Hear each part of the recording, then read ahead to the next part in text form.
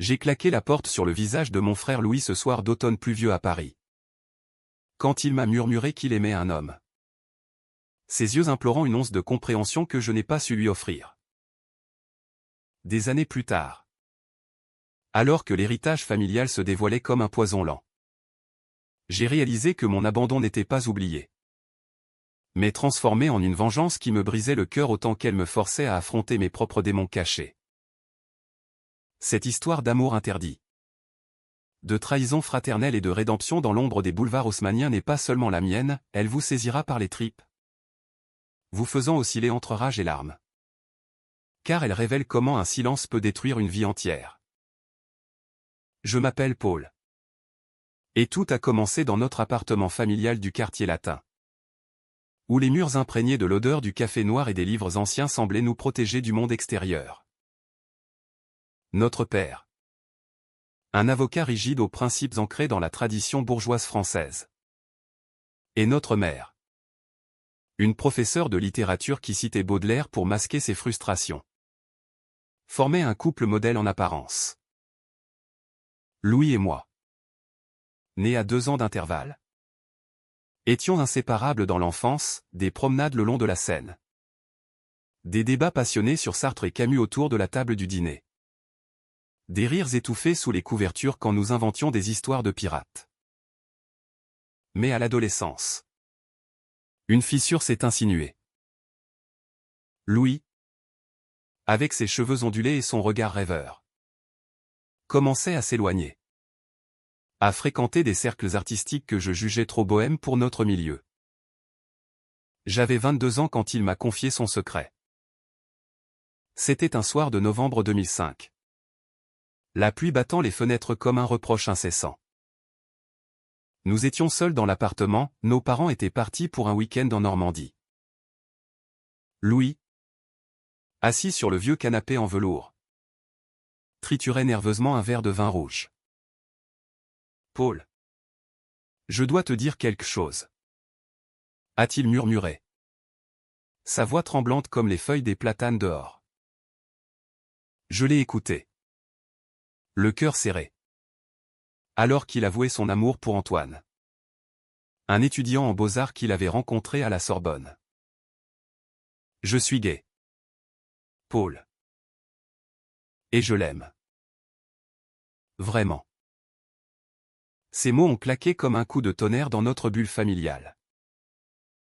Au lieu de l'étreindre, de lui dire que rien ne changeait, la peur m'a envahi. Peur du regard des autres. Peur de ce que cela impliquait pour moi. Peur de briser l'équilibre précaire de notre vie. Tu ne peux pas faire ça à la famille. Ai-je répliqué. Ma voix dure. Masquant ma propre confusion. Je me souviens de son visage blême. De ses yeux qui se remplissaient de larmes. S'il te plaît. Paul. Aide-moi. Mais j'ai tourné les talons. Prétextant une urgence. Et je suis sorti dans la nuit parisienne. Laissant mon frère seul avec son désespoir. Les jours suivants ont été un tourbillon de silence et de mensonges. Louis a essayé de me parler. Mais je l'évitais. Prétextant des examens à la faculté de droit. Quand nos parents l'ont découvert par une lettre anonyme. Probablement d'un ami, bien intentionné, l'enfer s'est déchaîné. Père l'a chassé. Hurlant des insultes qui résonnent encore dans mes cauchemars, tu n'es plus mon fils. Mère pleurait en silence. Impuissante. Et moi? J'ai gardé le silence. Hochant la tête comme un lâche. Craignant que ma proximité avec Louis ne révèle mes propres doutes enfouis. Car oui. Au fond de moi. J'avais ressenti des attirances similaires. Des regards volés vers des camarades masculins. Mais je les refoulais comme une faiblesse inavouable. Louis est parti cette nuit-là. Emportant une valise et son cœur brisé. Sans un au revoir. Je ne l'ai pas revu pendant 15 ans. La vie a continué. Cruelle dans sa banalité. J'ai terminé mes études. Épouser Sophie. Une avocate ambitieuse que j'ai rencontrée au barreau. Et nous avons eu 2 enfants. Notre appartement haussmannien dans le Marais était l'image du succès, dîner avec des amis influents. Vacances en Provence. Une existence polie et sans vagues. Mais les nuits. Quand Sophie dormait. Je repensais à Louis. Où était-il? Avait-il trouvé le bonheur? La culpabilité rongeait comme un acide. Mais je la noyais dans le travail. Puis, en 2020, la pandémie a tout bouleversé. Père est mort d'un cancer foudroyant. Mère l'a suivi 6 mois plus tard d'un chagrin inconsolable. L'héritage. Géré par un notaire discret de la place Vendôme. Mes revenus en totalité, l'appartement familial. Des actions. Une maison en Bretagne. Ou du moins. C'est ce que je croyais. C'était un après-midi ensoleillé de mai 2025 quand le notaire m'a convoqué. Assis dans son bureau aux meubles Empire. Entouré de dossiers jaunis. Il a ouvert une enveloppe scellée. Votre frère Louis a laissé des instructions spécifiques. A-t-il dit d'une voix neutre. Mon cœur s'est arrêté. Louis? Vivant? Le notaire a lu une lettre manuscrite. Datée de 3 ans plus tôt. Louis expliquait qu'il avait réussi sa vie, artiste reconnu à Montmartre. En couple avec un homme nommé Julien. Père adoptif de 2 enfants. Mais il n'avait pas pardonné. Paul m'a abandonné quand j'avais le plus besoin de lui. Écrivait-il. Pour cela. L'héritage que tu crois tient une clause, la moitié reviendra à une association pour les droits LGBT. Et l'autre à Julien. Mon compagnon. La vengeance était là. Froide et calculée. Me forçant à affronter publiquement mon passé. La rage m'a submergé. Comment osait-il? Après tout ce temps? Mais sous la colère. Une douleur plus profonde, le regret. J'ai décidé de le retrouver. Des recherches discrètes m'ont mené à un atelier à Montparnasse. Quand je l'ai vu. Debout devant une toile abstraite. Ses cheveux grisonnants mais son regard toujours vif. Le temps s'est arrêté. Louis? Ai-je murmuré. Il s'est tourné. Son visage un masque de surprise et de méfiance. Que veux-tu? Paul? L'argent? Sa voix était dure. Mais ses yeux trahissaient une vulnérabilité. Nous avons parlé des heures. Sous la lumière tamisée des lampes d'atelier. Entouré de toiles évoquant la solitude et l'amour. Il m'a raconté sa vie, les années de galère. Dorme. ANT dans des squats. Les rejets amoureux. Jusqu'à sa rencontre avec Julien. Un professeur d'histoire qui l'avait sauvé de la dépression. J'ai bâti une famille sans toi. Sans eux. A-t-il dit? Une pointe d'amertume dans la voix. Et moi? J'ai confessé mes propres luttes, mon mariage en miettes.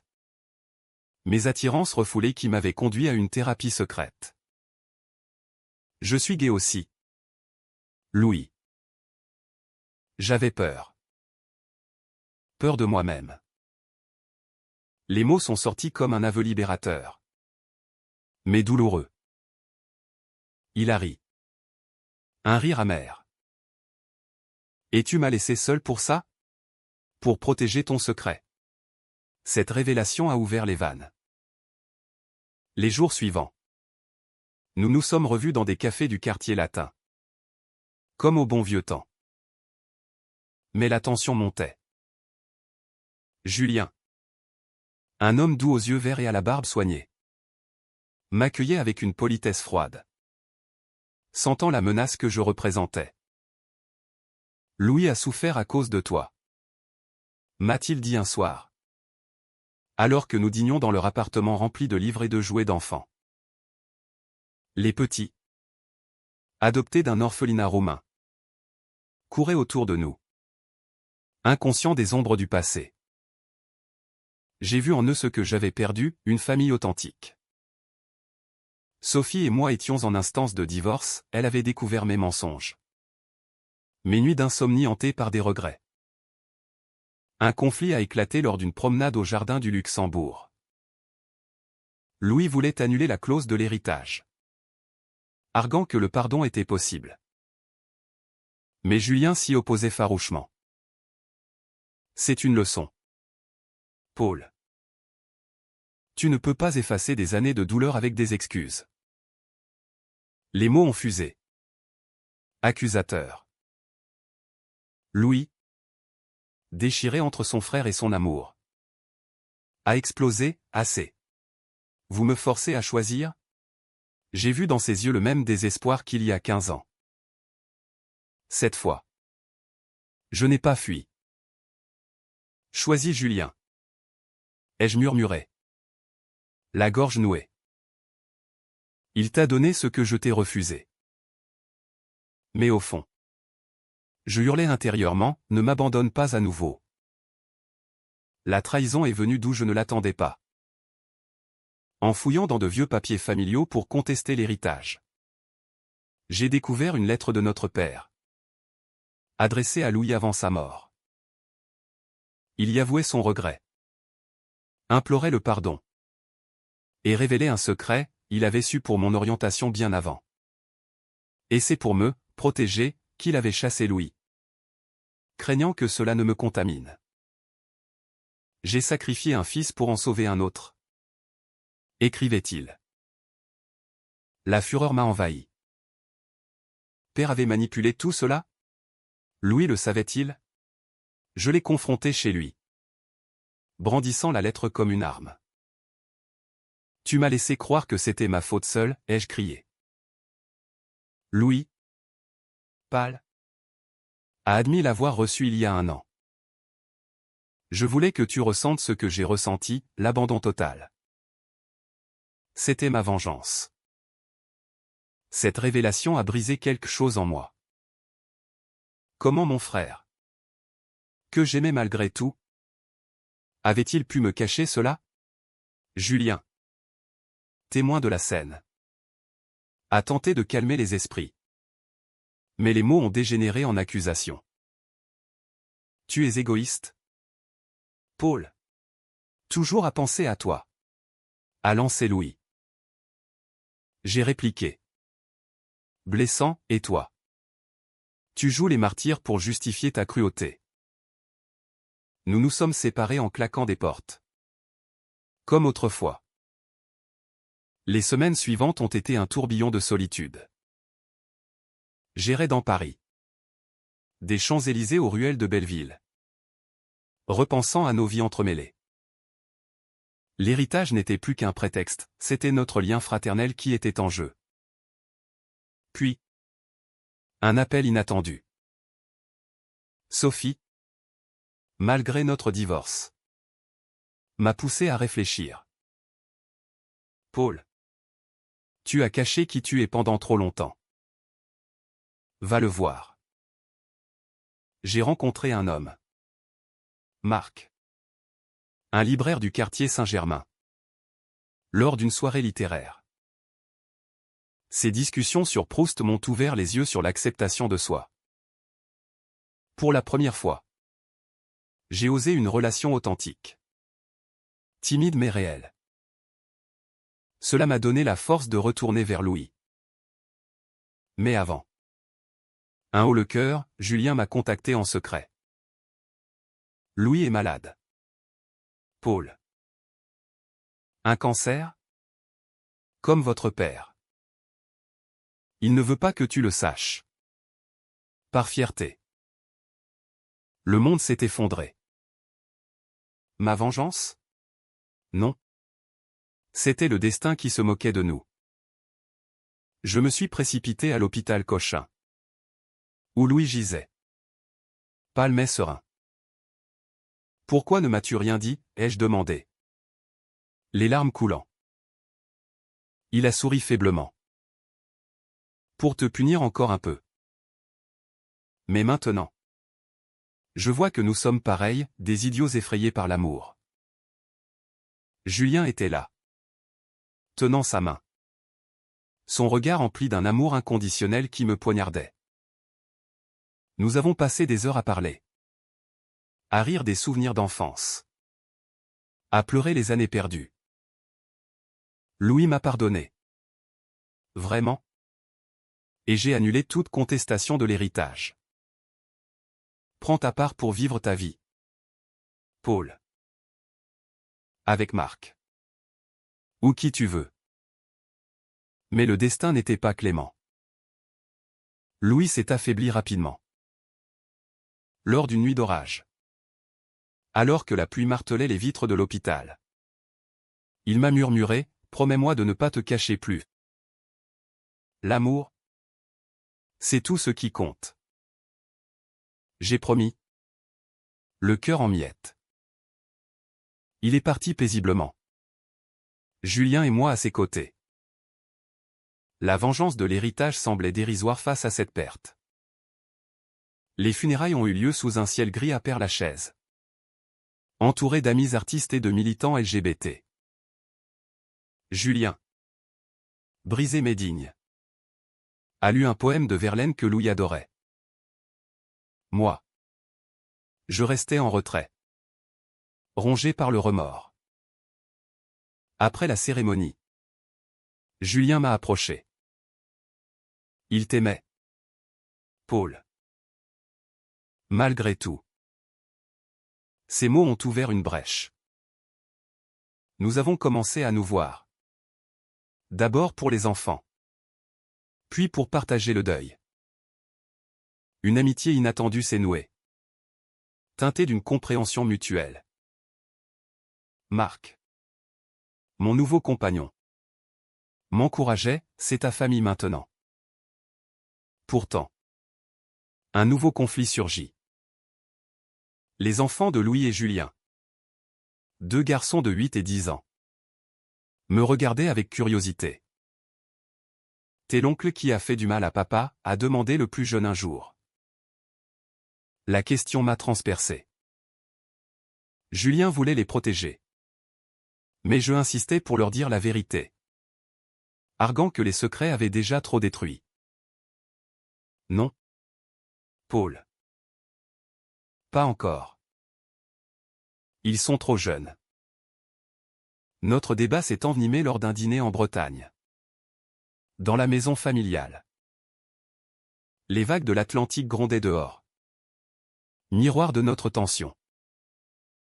Tu veux les forcer à haïr leur oncle, ai-je accusé. Julien a répliqué, et toi? Tu veux absolution à tout prix? La crise a culminé quand j'ai découvert un journal de Louis. Caché dans l'atelier. Il y décrivait son amour pour Julien. Mais aussi une nostalgie pour notre fraternité perdue. Paul me manque. Malgré la trahison. Peut-être que je l'ai puni pour me punir moi-même. Ces mots m'ont fait chanceler. Étaient-ce de la vengeance ou du masochisme? Je l'ai montré à Julien, espérant une réconciliation. Au lieu de cela, il s'est emporté, tu fouilles dans ses affaires? C'est une trahison de plus. Nous nous sommes disputés violemment. Les enfants entendant tout. Le plus âgé a pleuré, pourquoi vous vous détestez? Papa voulait qu'on soit une famille. Ce moment a été le tournant. Julien et moi nous sommes assis sur la plage. Les pieds dans le sable froid. Et avons parlé toute la nuit. Il m'a confié ses peurs, perdre les enfants si l'héritage était contesté par des cousins lointains. Moi, j'ai admis ma culpabilité éternelle. Louis était mon frère. Mais tu étais son âme sœur. Je respecte ça. À l'aube, nous avons scellé un pacte, partager l'héritage équitablement. Éduquer les enfants sur l'acceptation. Et honorer la mémoire de Louis par des dons à des associations. Paris m'a accueilli de nouveau. Transformé. Avec Marc. Nous avons emménagé dans un petit appartement près de la Seine. Nos promenades main dans la main, sous les regards parfois hostiles, étaient un acte de défiance. J'ai rejoint un groupe de soutien pour hommes gays ayant vécu le placard, partageant mon histoire pour aider d'autres. La vengeance de Louis n'était plus un fardeau, mais une leçon. L'amour vrai exige courage. Pourtant, un dernier secret a émergé. Lors d'une visite chez le notaire pour finaliser les papiers, il m'a remis une seconde lettre de Louis, à ouvrir après sa mort. Cher Paul, si tu lis ceci, c'est que tu as trouvé la force de pardonner. Ma vengeance n'était qu'un leurre pour te pousser à affronter qui tu es. L'héritage est à toi. Entièrement. Mais utilise-le pour vivre librement. Je t'aime, frère. Les larmes ont coulé. Un mélange de rage et de gratitude. Louis avait tout prévu, manipulant même la mort pour me sauver. Cette révélation a tout changé. Julien, informé, a ri à travers ses larmes. Il était diabolique, ton frère. Dans le bon sens. Ensemble, nous avons décidé d'utiliser l'héritage pour fonder une fondation en son nom, aide aux jeunes LGBT rejetés par leur famille. Les enfants, grandissant, apprenaient l'histoire progressivement, avec compassion. Le plus jeune m'appelait « Oncle Paul » avec un sourire qui guérissait mes blessures. Mais la vie n'est pas un conte de fées. Marc et moi avons traversé des tempêtes, des doutes sur mon passé. Des jalousies envers Julien. Une nuit, après une dispute, j'ai marché seul le long du canal Saint-Martin, questionnant tout. Étais-je digne de cet amour? La réponse est venue sous forme d'un appel de Julien, les enfants te réclament. Viens dîner demain. C'était une famille recomposée. Imparfaite mais réelle. Les années ont passé.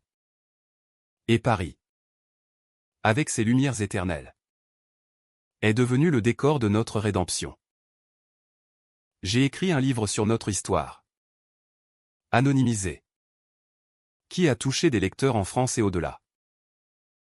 Des lettres d'inconnus me remerciaient, votre courage m'a aidé à sortir du placard. Louis, de là-haut, devait sourire. Pourtant, un ultime conflit m'a ébranlé. Un cousin conservateur, apprenant pour l'héritage, a intenté un procès, arguant que notre mode de vie disqualifiait les bénéficiaires. Le tribunal de Paris a été le théâtre d'un drame public, témoignages émouvants. Débat sur les droits LGBT. Julien et moi avons témoigné. Main dans la main symboliquement. L'amour n'a pas de genre, ai-je déclaré. La voix ferme. Nous avons gagné. Mais l'épreuve nous a rapprochés.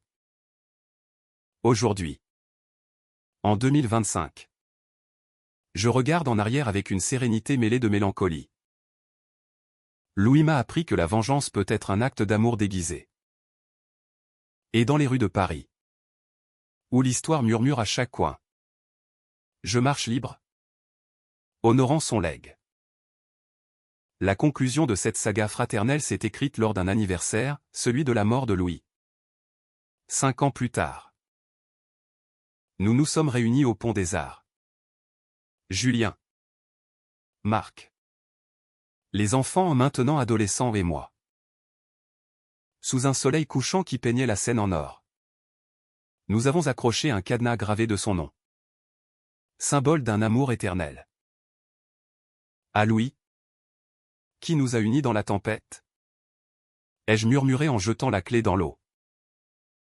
Les enfants, curieux et empathiques, posaient des questions sur leur père. Il était courageux, répondait Julien, les yeux brillants. Marc, à mes côtés, serrait ma main. Rappel de mon propre chemin. Cette soirée, autour d'un pique-nique avec du fromage et du vin, a été un moment de paix profonde.